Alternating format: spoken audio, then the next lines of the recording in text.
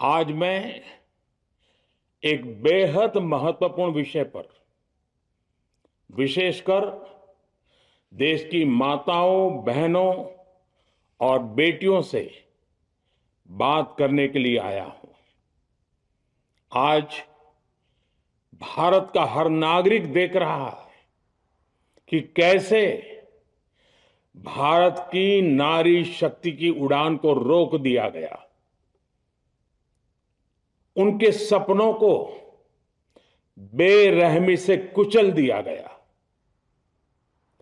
हमारे भरसक प्रयास के बावजूद हम सफल नहीं हो पाए।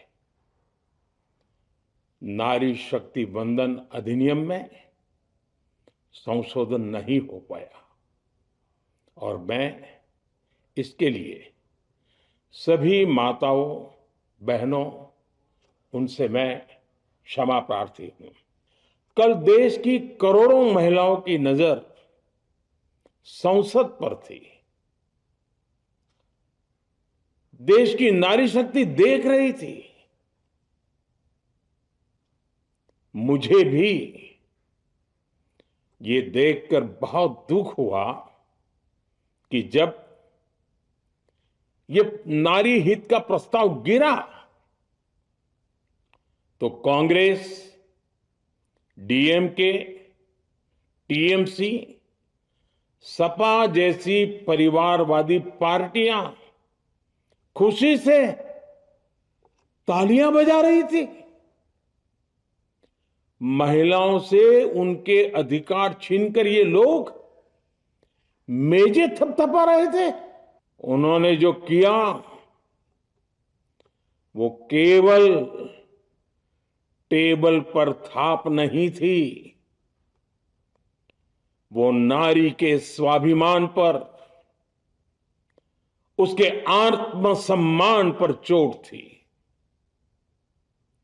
और नारी सब भूल जाती है, अपना अपमान कभी नहीं भूलती।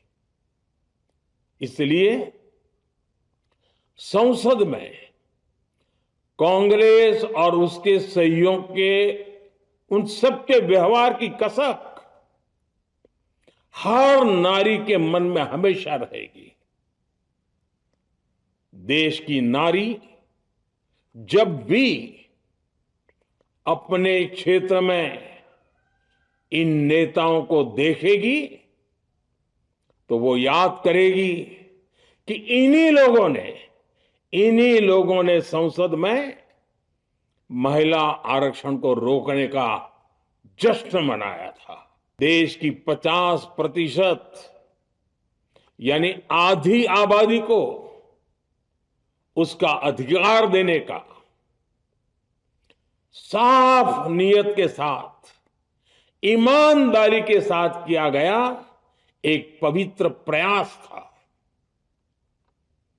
नारी को भारत की विकास यात्रा में सहयात्री बनाने और सबको जोड़ने का प्रयास था। नारी शक्ति वंदन संशोधन समय की मांग है। नारी शक्ति वंदन संशोधन उत्तर, दक्षिण, पूरब, पश्चिम सभी राज्यों की, हर राज्य की शक्ति में समान वृद्धि का प्रयास था। इस ईमानदार प्रयास की कांग्रेस और उसके सहयोगियों ने सदन में पूरे देश के सामने भ्रूण हत्या कर दी है। भ्रूण हत्या कर दी है। ये Congress, TMC, Samajwadi party, DMK जैसे दल इस भ्रूण हत्या के गुनहगार हैं। मेरे प्रिय देशवासियों, कांग्रेस और उसके साथी दल डिलिमिटेशन पर लगातार झूठ बोल रहे हैं। ये इस बहाने विभाजन की आग को सुलगाना चाहते हैं, क्योंकि बांटो और राज करो, कांग्रेस ये पॉलिटिक्स अंग्रेजों से विरासत में सीख कर आई है और कांग्रेस आज भी उसी के सहारे चल रही है। कांग्रेस ने हमेशा देश में दरार पैदा करने वाली भावनाओं को हवा दी है। इसलिए यह झूठ फैलाया गया कि डीलिमिटेशन यानी परिसीमन से कुछ राज्यों को नुकसान होगा। ये संशोधन बिल सभी दलों और सभी राज्यों के लिए एक मौका था, एक अवसर था।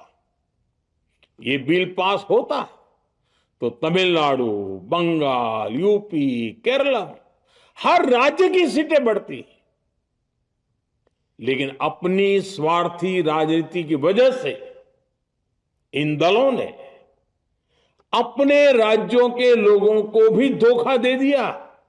साथियों, कुछ लोग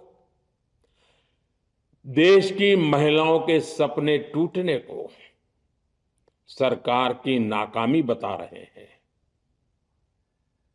लेकिन ये विषय कामयाबी या नाकामयाबी क्रेडिट का था ही नहीं।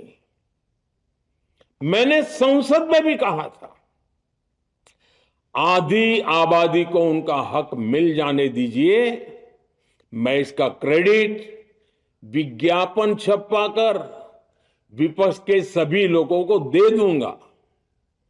लेकिन महिलाओं को दकियानुसी सोच से देखने वाले फिर भी अपने झूठ पर अड़े रहे, कायम रहे। मैं देश की हर नारी को विश्वास दिलाता हूं, हम महिला आरक्षण के रास्ते में आने वाले हर रुकावट को खत्म करके रहेंगे, हटा करके रहेंगे। हमारा हौसला भी बुलंद है, हमारी हिम्मत भी अटूट है और हमारा इरादा भी अड़िग है।